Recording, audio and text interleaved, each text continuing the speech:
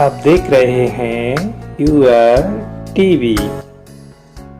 चलिए सुनते हैं आज की कहानी। महान कौन? मलिक नाम का राजा अपने समय का सबसे बलवान, शक्तिशाली और दयालु माना जाता था। उसकी प्रजा तो उससे अत्यंत सुखी थी, किंतु प्रजा के साथ साथ राज दरबार के सभी लोग बहुत खुश नजर आते थे। प्रजा खुश तो राजा खुश वाली बात राजा मलिक को देखकर याद आती थी। इसके साथ ही उसकी बहादुरी का तो कहना ही क्या था। आसपास के देशों के राजा भी यह जानते थे कि मलिक जैसा बहादुर राजा दूर दूर तक कोई नहीं है और ना ही किसी में इतनी हिम्मत है कि उसके साथ युद्ध कर सके। बहादुर राजा के ऊपर कौन हमला करने की हिम्मत कर सकता है? यही राजा और प्रजा दोनों के लिए सुख और शांति की बात थी। चारों ओर खुशियां और शांति के सिवा कुछ नहीं था। राजा लोगों के दिमाग तेज तो होते ही हैं, किंतु वे शांति से कभी नहीं बैठ सकते।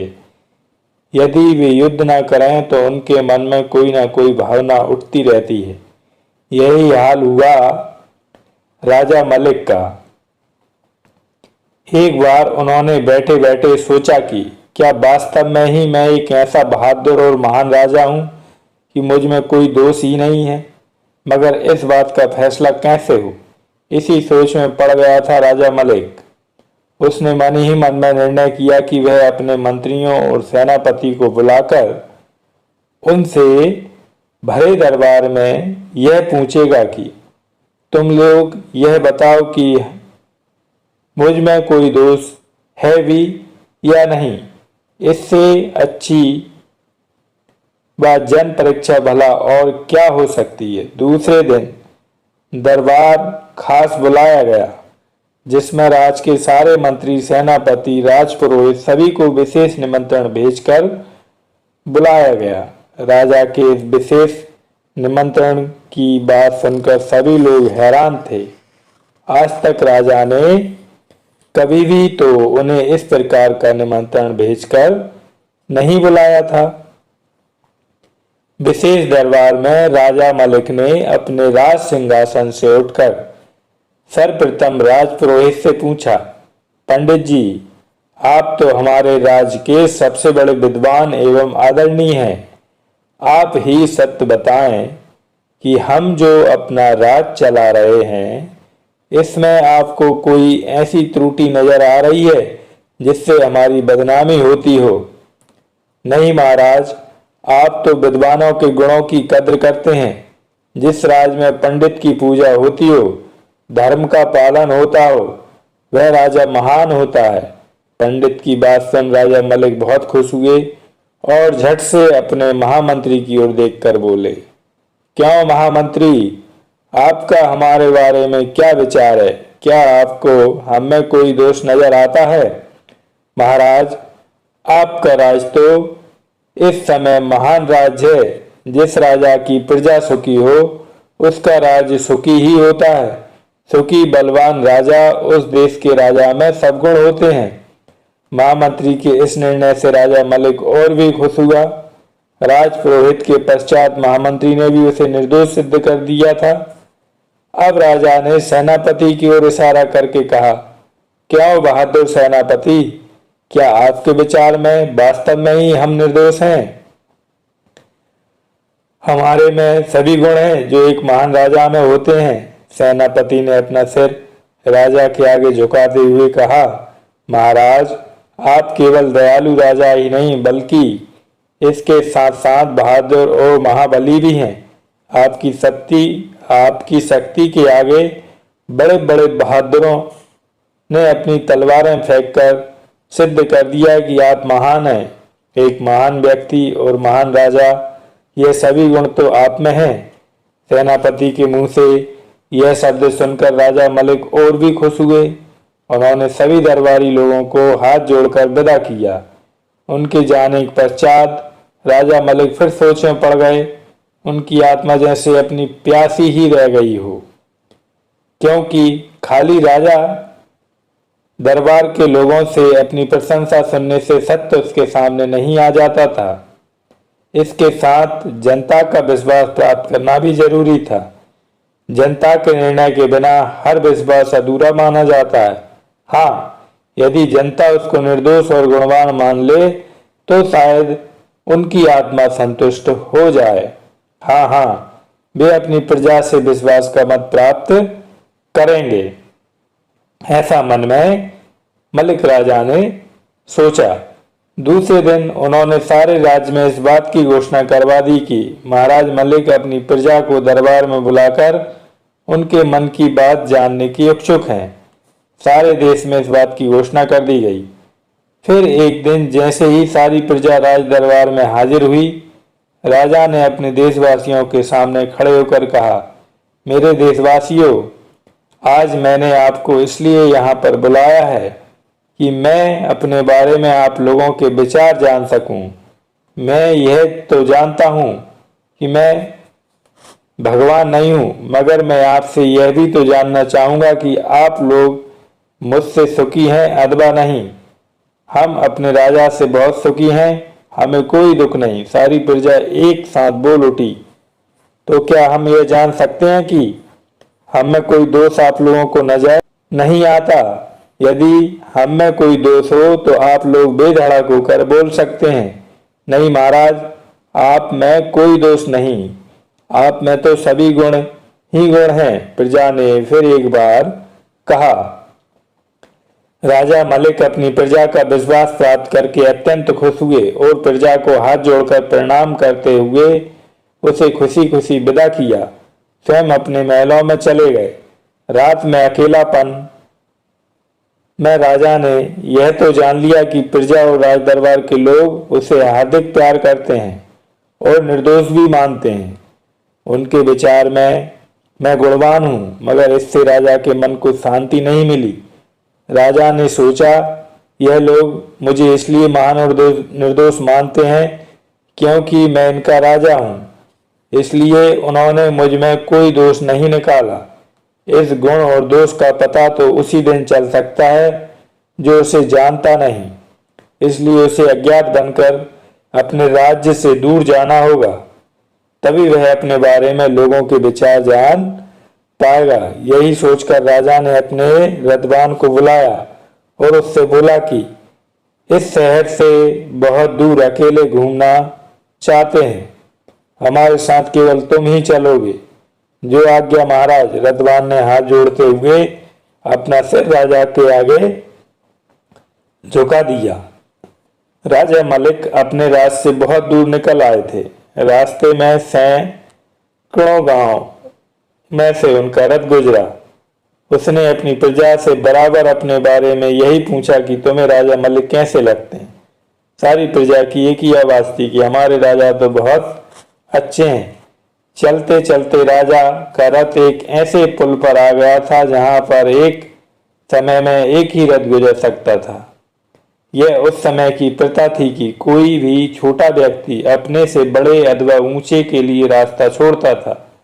उधर से आने वाले से राजा के रथवान ने दूर से कहा, देखो बंधु, हमारा रास्ता छोड़ दो। हमारे मलिक महाराज एक बहादुर राजा हैं, इनके लिए रास्ता छोड़ना ही पड़ेगा। यदि तुम्हारे मलिक महाराजा हैं तो मेरे स्वामी भी तो काशी के ब्रह्मदत्त महाराजा हैं, इसलिए तुम्हें भी मेरे स्वामी के लिए रास्ता छोड़ना होगा। हम दोनों ही बराबर के राजा हैं, इसलिए हमारे बड़े होने का निर्णय तो अब केवल आयु और राज के आधार पर ही हो सकता है। किंतु कितने आश्चर्य की बात निकली कि दोनों राजाओं के राज का क्षेत्रफल और आयु भी बराबर निकली। अब बड़े छोटे का निर्णय हो तो कैसे? दोनों राजा चिंता में डूब गए थे। अंत में काशी के राजा ब्रह्मदत्त ने कहा, देखो, महान व्यक्ति की पहचान केवल उसके गुणों से ही होती है। अब तुम अपने गुणों का परिचय दो जिससे आपकी महानता सिद्ध हो सके। मैं बुराई का बदला बुराई से और भलाई का बदला भलाई से देता हूँ। राजा मलिक ने अपनी मूंछों पर ताप देते हुए कहा, यदि यही तुम्हारे गुण हैं तो इससे बड़ा दोष और इस दुनिया में कोई नहीं हो सकता। महाराज ब्रह्मदत्त, आप होश में तो हो? मेरे बारे में तो मेरी प्रजा और मेरे दरबार के सभी लोग यही कहते हैं कि मैं महान हूँ। इन संसार के सभी गुण मेरे पास हैं। यदि आप मेरे इन गुण दोषों का मजाक उड़ाते हो तो आप अपने गुणों के बारे में ही बता दो। सुनो राजा मलिक, मैं बुराई का बदला तो भलाई से देता हूँ। जो मेरा बुरा करते हैं मैं उनका भी भला करता हूँ। राजा मलिक ने जैसे ही राजा ब्रह्मदत्त के मुंह से यह शब्द सुने तो उसे यह मानने में कोई शर्म महसूस न हुई कि वे ही महान हैं। जो बुराई का बदला भी भलाई से देते हैं यही महान हो सकते हैं। राजा मलिक ने अपना सिर ब्रह्मदत्त के आगे झुका दिया और बोल उठा, मुझ में अभी बहुत दोष हैं। आपसे मिलकर मुझे अपने दोषों का ज्ञान तो हुआ। आप महान हैं, महान हैं। एक विचित्र फैसला। यह बच्चा मेरा है। नहीं, यह बच्चा मेरा है। मैं कहती हूँ यह बच्चा मेरा है। नहीं, यह बच्चा मेरा है। मैं इसे तुम्हें नहीं दे सकती। और मैं तुम्हें अंतिम बार कहती हूँ कि यह बच्चा मेरा है और मैं तुम्हें इसे नहीं दूंगी। दोनों औरतों में लड़ाई काफी बढ़ गई थी। इस बात का निर्णय होना बहुत कठिन था कि यह बच्चा किसका है, क्योंकि दोनों ही उस बच्चे पर अपना अपना हक जमा रही थी। दोनों ही ये कहकर अपना हक बता रही थी कि मैं इसकी असली माँ हूँ। किसी के माथे पर यह नहीं लिखा था कि वह उसकी माँ है। बच्चा बोल नहीं सकता था। अब फैसला हो तो कैसे हो? सब लोग उन दोनों को इस प्रकार झगड़ते देखकर दुखी हो रहे थे, मगर करते भी तो क्या। आखिर भीड़ में से एक बूढ़े ने आगे बढ़कर उन दोनों औरतों से कहा, ठहरो। बूढ़े की आवाज पर दोनों औरतें रुक गईं और आश्चर्य से उस बूढ़े की ओर देखते हुए कहा, देखो बाबा, यह बच्चा हम दोनों में से किसका है इसका फैसला कोई नहीं कर सकता है। कौन? दोनों औरतों ने आश्चर्य से बूढ़े की ओर देखते हुए कहा, हमारे महान संत औसत कुमार जी। बूढ़े ने अपनी अंगुली उस पहाड़ की ओर उठाते हुए कहा जिस पर बैठे औसत कुमार तपस्या कर रहे थे। हाँ हाँ, ठीक है, भीड़ बोली, हमें भी यह मंजूर है। दोनों औरतें भी इसके लिए राजी हो गई थी। देखते देखते सब युवा संत औसत कुमार जी के डेरे पर पहुंच गए। संत जी के आगे जाकर दोनों औरतें खड़ी हो गईं। उस बूढ़े ने सारी कहानी सुनाते हुए उस बच्चे को भी संत जी के आगे रख दिया। संत जी ने बच्चे को प्यार से अपनी गोद में ले लिया और फिर उन दोनों औरतों की ओर बड़े अंदाज से घूर कर देखा, जैसे उनकी आंखों में झांककर सच्चाई जानना चाहते हो। फिर बोले, बोलो बहनों, यह बच्चा किसका है? सत्य बोलने से ही तुम्हें लाभ मिलेगा। मेरा है महाराज। नहीं, तू झूठ बोलती है। यह बच्चा मेरा है। मैं झूठी नहीं हूं, तू झूठी है। तू झूठी है, कमीनी है, चोर है, जो मेरे बच्चे को मुझसे छीनना चाहती है। एक बार फिर से दोनों लड़ने मरने के लिए तैयार हो गई थी। ऐसा लगता था वे कुछ ही क्षणों में एक दूसरे पर टूट पड़ेंगी। संत जी समझ गए, यह औरतों का मामला है, ऐसे सुलझने वाला नहीं है। इसके लिए तो कोई रास्ता निकालना ही पड़ेगा। सारी भीड़ भी बहुत चिंतित थी कि आखिर इसका न्याय कैसे हो सकता है। संत जी ने एक औरत को अपनी ओर बुलाया और उसे बच्चे के सिर पर हाथ रखने को कहा। उस औरत ने झट से उस बच्चे के सिर पर हाथ रखा और प्यार करने लगी। बहन, तुम्हारा नाम क्या है? मालती। यह तुम्हारा बेटा है? जी हाँ महाराज। यह चुड़ैल न जाने कहां से आ गई मेरे बच्चे को ले जाने के लिए। इतना कहते हुए मालती ने बच्चे के मुंह को चूम लिया और साथ ही जोर जोर से रोने लगी। रो नहीं बहन, और अभी इस बच्चे को भी छोड़ दो। हम पर विश्वास करो, हम पूरा न्याय करेंगे। तुम इस समय सामने जाकर खड़ी हो जाओ। जो आज्ञा महाराज, मुझे आप पर पूरा भरोसा है। इतना कहकर वह औरत वहां से चली गई। फिर संत जी ने दूसरी औरत को इशारा करके अपने पास बुलाया। बच्चा अब भी उसकी गोद में पड़ा हंस रहा था। उस औरत ने आते ही उसका मुंह चूमा और प्यार से उसके सिर पर हाथ फेरने लगी।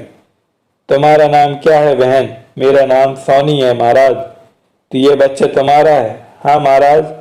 मैं अभागिन सुबह ही अपने बच्चे को लेकर जैसे ही घर पर से निकली तो मुझे यह पापिन घर के बाहर खड़ी मिली और मेरे हाथों से बच्चा देखकर कहने लगी, बहन कितना सुंदर बच्चा है। बच्चे तो भगवान की देन होते हैं। बहन मेरा क्या है, यह सब भगवान का है।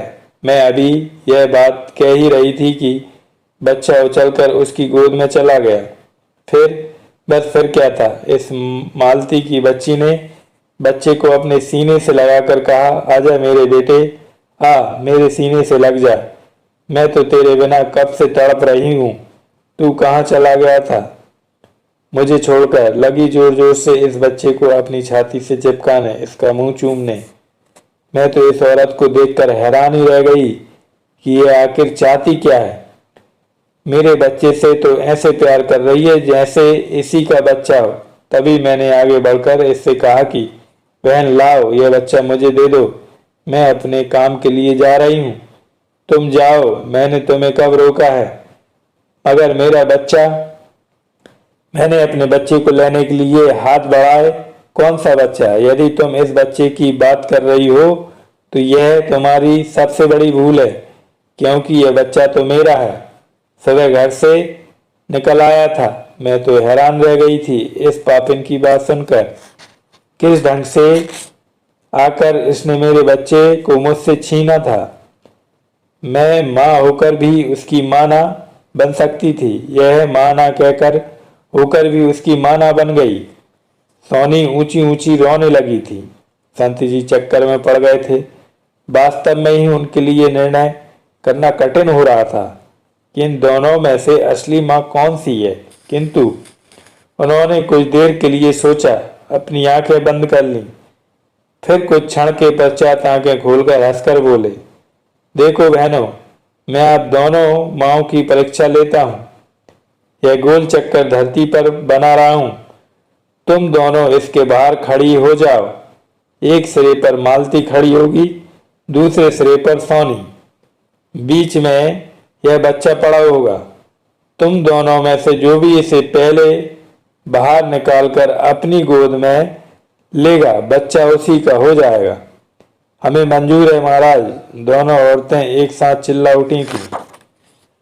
ठीक है। इतना कहते हुए असत कुमार जी ने धरती के ऊपर गोल चक्कर बना दिया, फिर बच्चे को उसके अंदर लिटा दिया। दोनों औरतें गोले के दोनों सिरों पर तैयार खड़ी थीं, एक शिकारी की भांति जो अपने शिकार को पाने के लिए तैयार खड़ा होता है। मैं 3 तक गिनूंगा। 3 पर पहुंचते ही तुम दोनों में से कोई भी इस बच्चे को अपनी ओर उठाकर ले जा सकती है। 3 पर पहुंचते ही दोनों औरतें उस बच्चे पर टूट पड़ी थी। एक औरत ने उस बच्चे के पांव पकड़ लिए तो दूसरी ने उसके बाजू। दोनों औरतें उस बच्चे को अपनी अपनी ओर खींचने लगी थी। बच्चा बेचारा तो फंस गया था। उसके शरीर को दोनों ओर से खींचा जा रहा था। बच्चे का शरीर कितना कोमल होता है यह तो कोई माँ ही जान सकती है। बच्चा जोर जोर से चीखने लगा था। दर्द के मारे उसकी जान निकली जा रही थी। मगर ये कैसी माँ थी जिन्हें अपने तड़पते बिलखते हुए बच्चे पर भी दया नहीं आ रही थी। कैसा दृश्य था। यह सब लोग हैरान थे। संत जी ने भी कैसा निर्णय किया था जिससे बच्चे की ही जान को खतरा था। वे दोनों आराम से सब तमाशा देख रहे थे। बच्चा बहुत अधिक रोने लगा, चीखने लगा तो मालती बेचारी से यह सब कुछ ना देखा गया। उसने हृदय की गहराइयों से भी एक दर्द भरी चीख निकली। ममता की इस चीख के साथ ही उसने उस बच्चे के हाथ छोड़ दिए और स्वयं एक ओर बैठकर जोर जोर से रोने लगी। क्यों महाराज, अब तो यह विश्वास हो गया कि यह बच्चा मेरा ही है। किसी ने ठीक ही कहा है कि सत्य की सदा जीत होती है। सब लोग संत जी के अंतिम निर्णय की प्रतीक्षा कर रहे थे, क्योंकि संत जी अभी तक आंखें बंद किए बैठे थे। वे मुंह से तो कुछ बोले नहीं बस हाथ के इशारे से लोगों को इंतजार करने के लिए कहा। सोनी, तुम इस बच्चे की माँ नहीं हो। संत जी ने अपनी जबान खोली। क्या महाराज? महाराज, ये क्या कह रहे हो? आपने देखा नहीं कि वह शर्त जो आपने रखी थी वह मैंने जीत ली है। मालती हार गई है। अब यह बच्चा मेरा ही है। नहीं, तुम झूठ बोलती हो। यह तुम्हारा बच्चा नहीं है। मगर यह कैसे हो सकता है? महाराज, मैंने आपके सामने ही तो यह शर्त जीती है। आपने स्वयं ही कहा था कि जो भी औरत इस बच्चे को अपनी ओर खींचकर ले जाएगी वही इसकी माँ होगी। हाँ, हमने कहा था। तो आप अपने निर्णय को बदल क्यों रहे हैं? हम निर्णय बदल नहीं रहे, बल्कि हम अपना असली निर्णय अब दे रहे हैं। और हमारा निर्णय यही है कि तुम इस बच्चे की असली माँ नहीं हो। इसकी असली माँ केवल मालती ही है। मगर यह कैसे हो सकता है? सोनी चीख उठी। सोनी बहन, हमने यह परीक्षा केवल सत्य को जानने के लिए ली थी। तुमने देखा कि जब तुम दोनों औरतें उस बच्चे को पकड़कर खींच रही थीं तो वह कैसे रो रहा था, चीख रहा था। अब तुम ही बताओ। और साथ में ही मैं यहाँ खड़े सब लोगों से पूछता हूँ कि क्या कोई ऐसी माँ इस संसार में है जो अपने बच्चे को खींच कर उसके दो टुकड़े करने को तैयार हो जाए? या कोई ऐसी माँ तुम लोगों ने देखी है जो अपने ही बच्चे की चीख सुनकर खामोशी से तमाशा देखती रहे? और तुमने बच्चे को रोते देखा, बिलखते और तड़पते देखा, मगर इस बच्चे की चीखों का तुम पर कोई असर नहीं हुआ। उसकी टांगें टूटने का भी तुम्हें कोई डर नहीं था। तुम तो उसे खींच रही थी, भले ही उसके दो टुकड़े हो जाते। किंतु तुम्हारी अपेक्षा इस औरत ने जैसे ही इस बच्चे की चीखें सुनी तो उसने देखा कि यह बच्चा रो रो कर पागल हो रहा है। यदि इसे ऐसे ही खींचती रही तो इसके शरीर के अंग टूट सकते हैं। इस लाचार ने अपने बच्चे के शरीर को अपाहिज बनाने से अच्छा तो यही समझा कि इसे जीवित और बचा रहना चाहिए। वास्तव में यही ममता की पहचान होती है। ममता स्वयं मर जाएगी परंतु ममता को नहीं मरने देगी। सोनी शर्म के मारे धरती पर गड़ी जा रही थी। उसकी गोद से निकलकर बच्चा मालती के पास चला गया था। सारे गांववासी संत जी के इस विचित्र निर्णय को देखकर हैरान थे। ऐसा निर्णय तो शायद कोई बड़े से बड़े राजा भी नहीं कर सकता था। औसत कुमार की जय जयकार चारों ओर गूंजने लगी।